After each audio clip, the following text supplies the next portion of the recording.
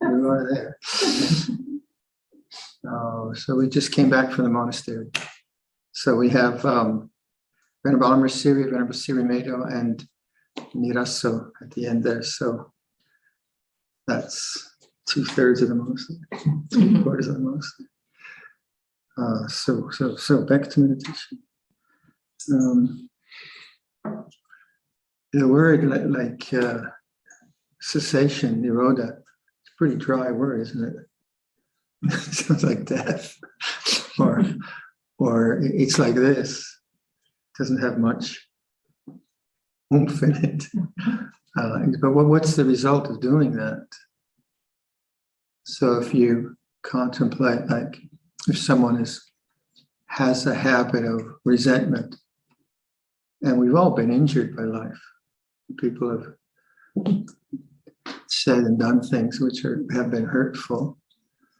And then unfortunately, we've done it too, in lesser or minor ways. So resentment is a natural kind of memory pattern that people can suffer from. So let's say if someone had,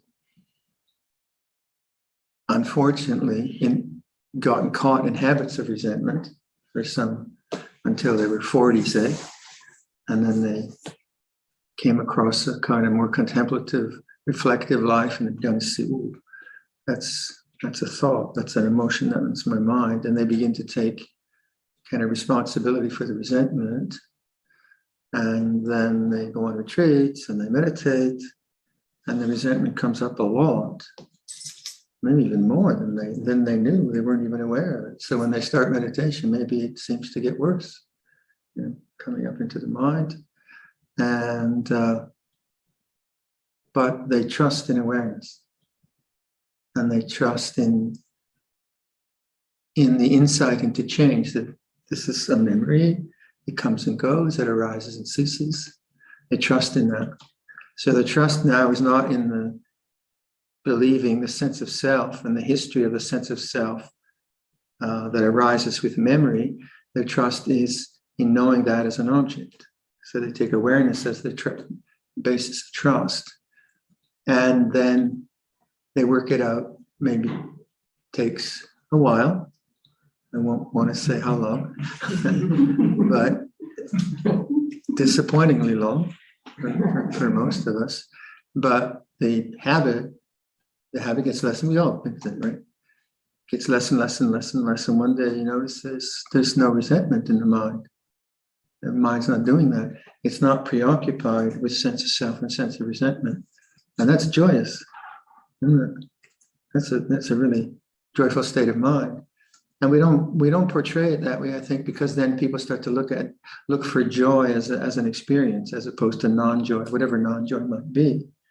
But you think about it, with the result of the mind being free from fear, that's great.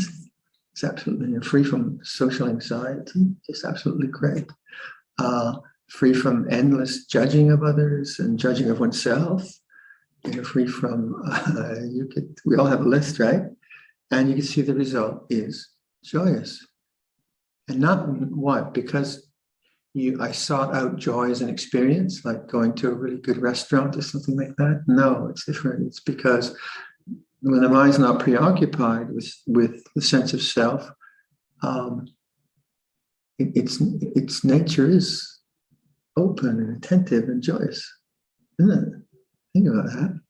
So it's a very optimistic teaching in that sense, that the human possibility is very, very beautiful if we can just get through some of these rough bits that we have to suffer from.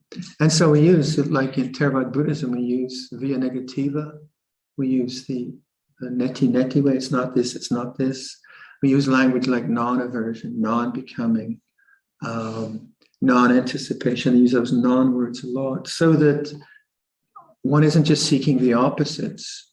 Sort of like if you notice anticipation and you're trying to get rid of it or something, it's just what does non-anticipation? So although that's the opposite word, the result it has on my mind is I notice anticipation as an object. I'm no longer the subject of that. And each time I notice that as an object in awareness, I'm trusting in awareness to some extent. maybe not for long, but then I kind of keep reminding myself. And this is the theme that Ajahn Sumedho's been giving us a lot the last year since he's been in Amaravati, is trust and awareness. Obviously, trust in morality, trust in TD Bank as opposed to. Don't tell you which bank to trust in. we had a lot of bank problems, and he sorted it out for us. So there will be trust, right? Those kind of worldly things, but like as a spiritual being and so on. So that, especially in a place like this where it's not, where as we were saying, it's a place of trust. We can, we're friends with each other, and so if something negative comes up, it's fine. You can go for it, as they say in New Zealand. And so then you could see the trust is some aspect of love in that grander sense, not love as passion, or not even love as liking, more love as inclusion and acceptance. Thought discriminates and chops up and makes a difference, which we need as well. So then with that same kind of reasoning, that you could see that awareness is also loving kindness in a bigger sense. So I just give the same example of fear because I only have one life, fortunately. I do things like that. So with the fear as condition, there had to be some sense of acceptance, allowing it to be there, and that's what I think the loving kindness component of awareness is. But loving kindness maybe sounds too big, so then we use words like acceptance, but then not resignation, and that's just language. Language has its challenges.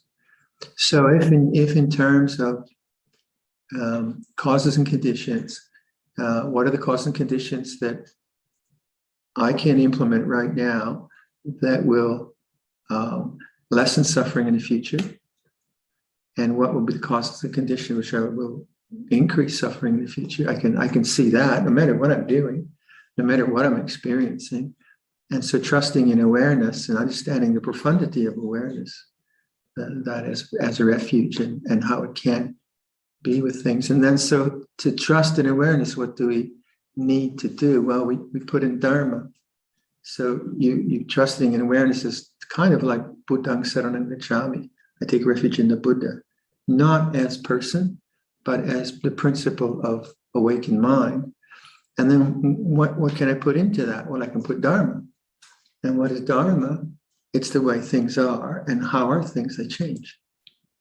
And you can exercise that refuge in Buddha and refuge in Dharma anytime. You can listen to the blue jays making their difficult sounds.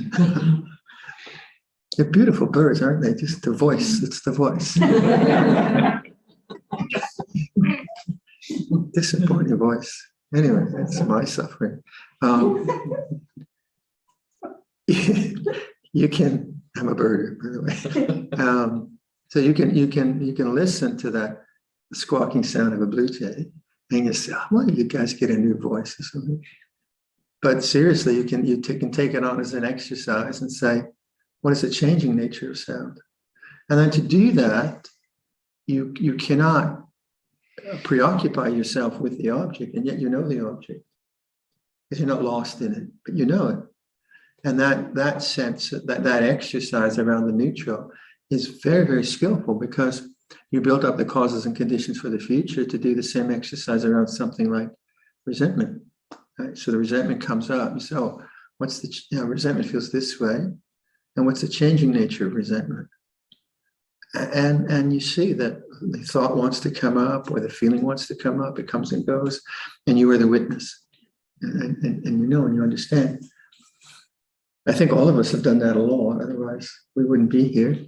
And that's where you get the confidence, don't you? You get, "Yeah, this does work. Actually, this really does work. It is effective."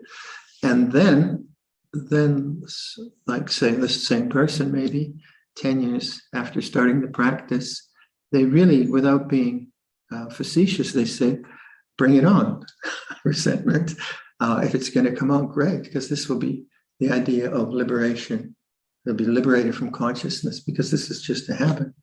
And I think I think we all see that. I certainly saw that in the patterns of fear I experienced, many years down the road when I was surprised by. I usually got surprised by funerals. Funerals like 200 sad people. I found, oh gosh, how can I say anything into this? I find that very, very difficult. So the fear would come up, and I say, okay, great, bring it on, let's have it, because I knew it's liberation. I know it's liberation of fear. There's no corner in the mind that I'm not going to allow to come up in that way. So the question I always ask folk is like, what do you trust in? When push comes to shove, when a resentment comes up, or you trust in self-judgment, which is more thought?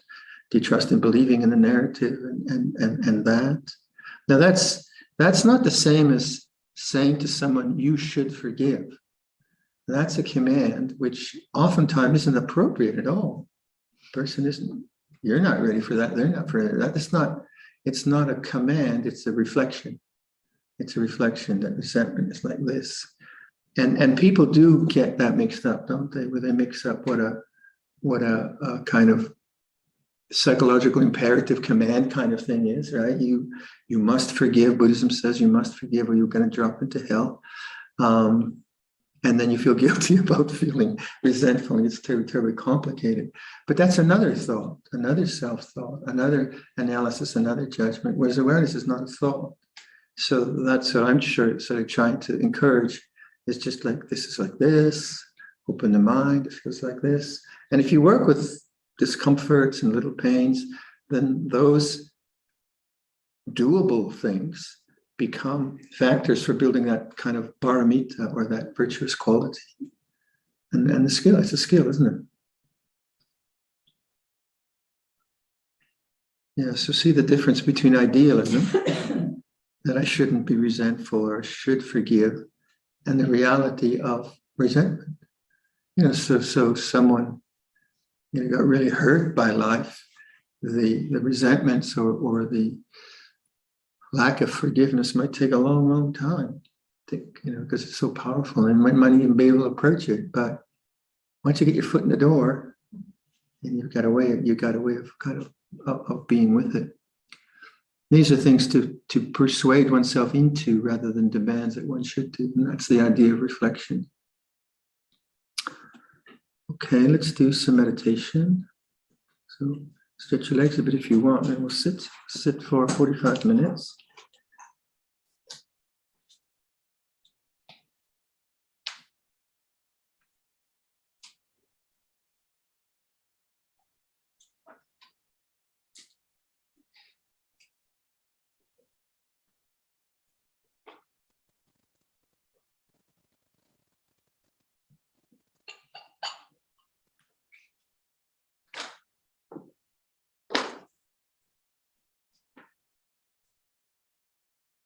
Oh, today is, do we do interviews today? After this? Yes. I'm going to turn it over to Evelyn to tell you.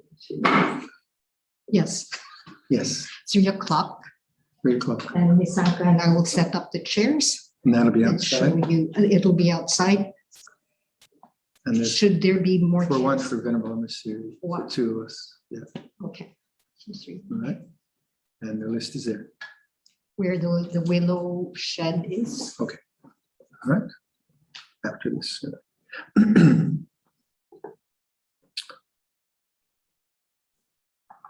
Okay. You're the master of air? Not necessarily, I was just asked.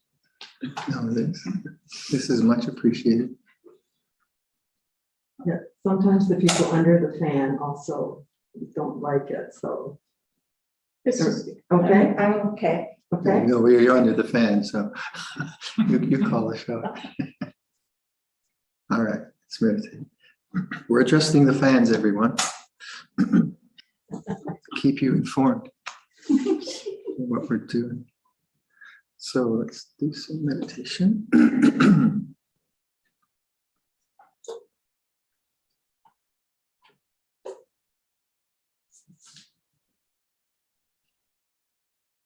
So if you take that theme, trusting in awareness, and you just listen to sound,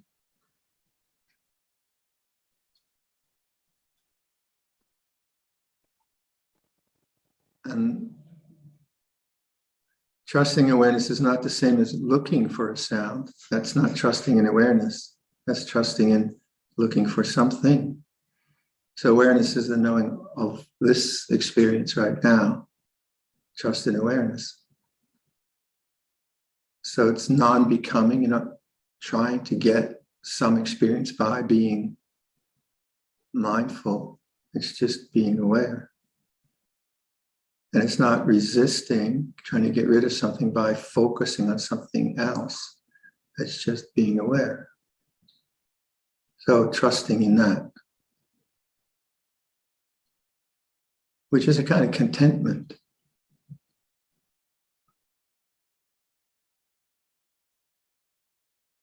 And then that sense of metta or kindness that's sort of like welcoming this moment, allowing it to be just what it is.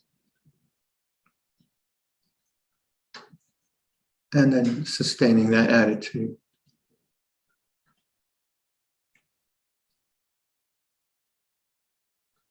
So one way of looking at samadhi is just to establish that attitude and then sustain that for whatever period of time you can.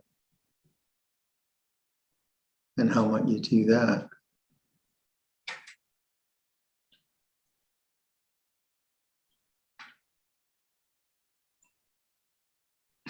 Well, what you'll see is that the reason that, you don't, the habit of mind is to not trust awareness. Is like some kind of discontent. And then if you notice discontent as an object, physical pain or whatever, then you're trusting in awareness.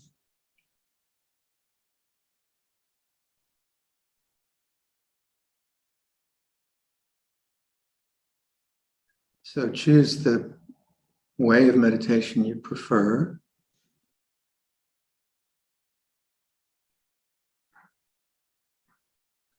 And then cultivate this trusting in awareness, breath by breath, or through the body, whatever. And then when you notice thinking preoccupies your attention, can you return to trusting in awareness rather than trying to get rid of thought or just reinvesting energy into another thought?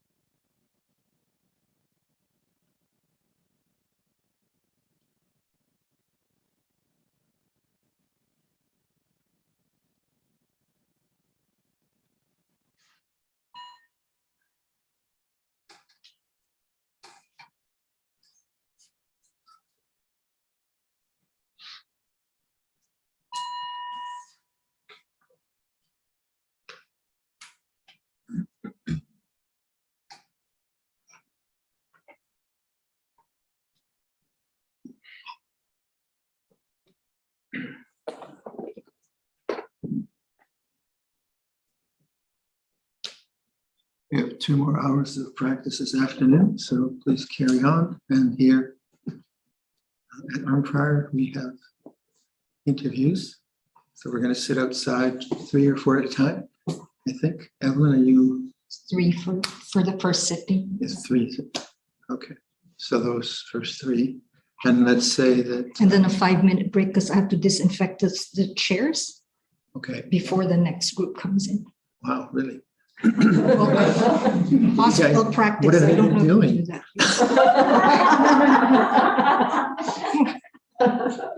Okay, yeah. So let's say the second group could come in just past 4. Did I say 3:50? Yeah. Right? 3:50. Would you like a copy for the schedule? No, I think we can figure it out here. Oh. What time is it now? Yeah, you, Okay. we'll finish this before and you clean up. Yeah. Okay. It's roughly 4, the second group, roughly. Plus or minus. All right, please carry on.